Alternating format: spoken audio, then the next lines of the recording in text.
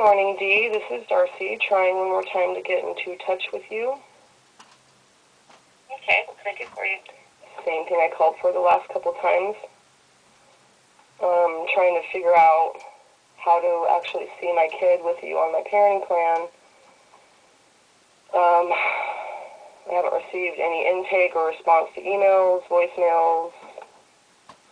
Well, the last message you sent basically said that you were done, you weren't going to do this. So that's what I'm going off of. The last email, voicemail? No, you sent an email to Justin and included me on it that basically you were done. You were not going to do this.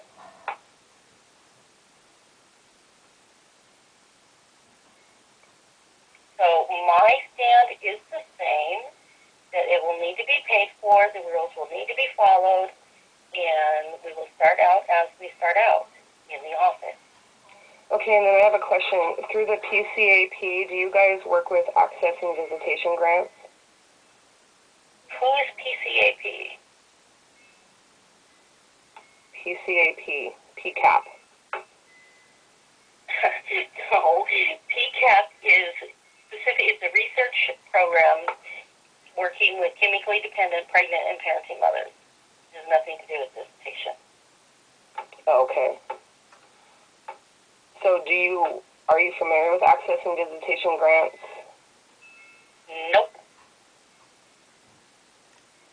So you wouldn't be able to work with access and visitation grants like in the past? I know nothing about visitation grants. Okay. And I don't have the time right now to research any of that. Okay, well, the access and visitation grant, which is a AVG grant, it's federal funding that goes to the state through DCS to manage programs like PCAP. No, it has nothing to do with PCAP. It wouldn't. PCAP doesn't have nothing. So is PCAP something that I could go through to try and get visitations set up? No. PCAP is a grant-based research program out of the University of Washington with a sole focus on working with case management with chemically dependent pregnant and parenting mothers. The child involved that has to be connected with the program is either in utero or 24 months and under. It has zero to do with visitation.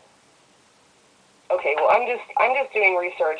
So if you're not familiar with the Access Visitation Grant, are you willing to accept funds through Access and Visitation Grant? I guess. I don't know. I know nothing about them. Okay.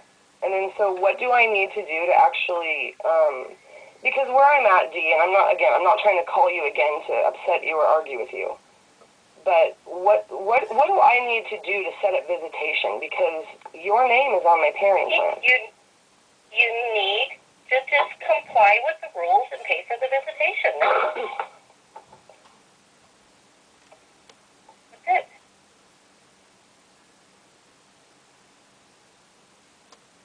I can't make any recommendations or requests on my end to help make this easier for me. For what? I don't understand because it's not that difficult. You show up, you visit with your child, follow the rules of the visit. So is there any public parking surrounding your parking lot entrance and exit point? No. So then that shouldn't be a problem again? Look, unless you provide me with a written protection order, there is nothing that I can do. I can make requests, and he has parked in other parking lots before, but that's the best that I can do. He does not enter the building when you're here. We got that figured out. He parks in another parking lot away from the building. We got that figured out. That's the best that I can do, Darcy. Okay. Yeah, because I remember in the past you were able to even change the times without going going back to court. Time. The time of the visit. Because he was hanging out with Andrew. You're talking. Remember Marcus and Andrew? Hickman, Andrew Hickman and Marcus, whatever his name was. You are talking to me about where he parks. Well, the problem is Visit time. the problem. You don't have to go back to court for that. Okay, because I reviewed some of the notes from the visitations, and it's like, other than me getting uptight because he's across the street and going into uncontrollable shaking due to post-traumatic stress disorder, I don't believe there was any other issues. Well, it was an issue for you, and it got huge. So I can only do what I can do, Darcy. Okay. Only so much. Right. And then I just want your take on this one more time, because the judge didn't care that she was 50 pounds at age 10. The judge didn't care that she was in the second and third percentile for height and weight. The judge didn't care that you recommended that I not see her until he provide her to behavioral health and then resume supervised. They didn't care about any of that. They just wanted to know my change of circumstances for myself. So what I think I'm hearing them say is they want me to pretend like I don't believe my original allegations in order to see my child unsupervised. I don't know. I don't get into that part of it. Okay. I really work at keeping my focus on just the visitation. Right. And then the last phone call with you, I was trying to re-engage in spite of all the other things, and you want my... Darcy? Let me finish my sentence. And you wanted my personal health care information in order to have evidence? No, I don't want your personal health care information. So then can you just respect that I have post-traumatic stress disorder and that I want... Well, you're talking over me, so obviously you don't. Are you willing to respect the fact that I have post-traumatic stress disorder and at least consider some of my requests before we set up visitation? It's not about following the rules. Darcy, my turn. Ask me a question. Because it is such a major issue for you, I would just like to see something in writing that says, yes, you were diagnosed with PTSD. If you could provide me with that, that would help. Okay. And then my question was, if the judge has already received that information, it's already filed with the court, and I've already emailed it to you, then what do you want from me?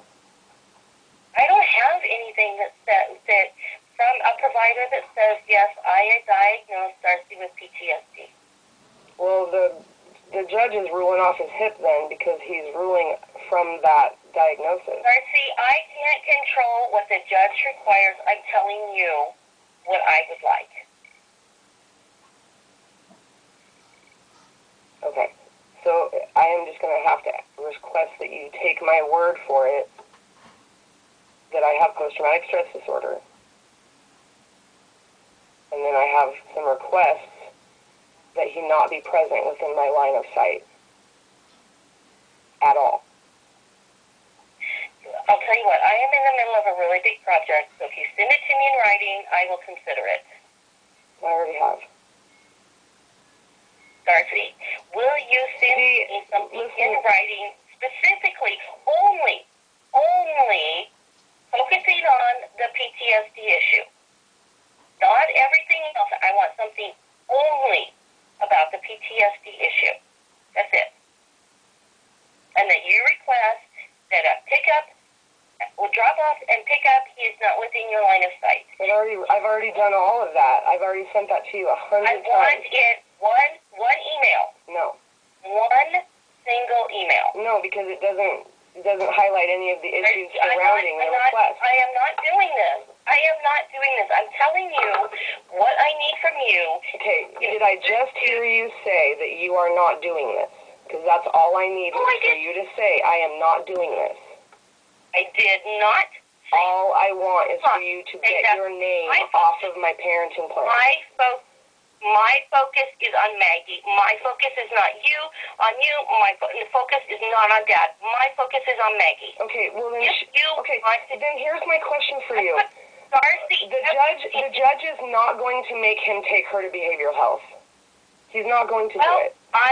Okay, Darcy, I need to get back to because I'm on a timeline with this project I'm going to get back to that. Provide me with an email specifically stating, yes, I have been diagnosed with PTSD. I'm going to file a contempt with your name on it by the end of today. That's what I'm going to do. Fine, I'm going to hang up. Thank you.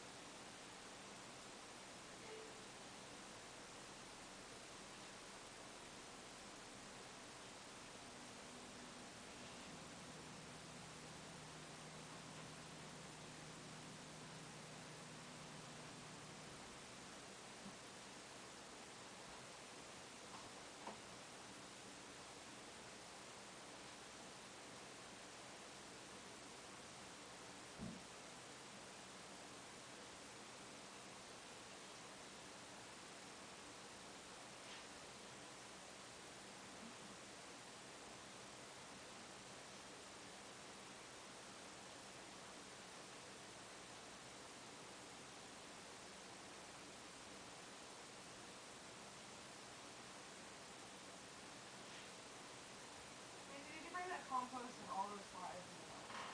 No, it's fair. Yeah, I forgot I was recording.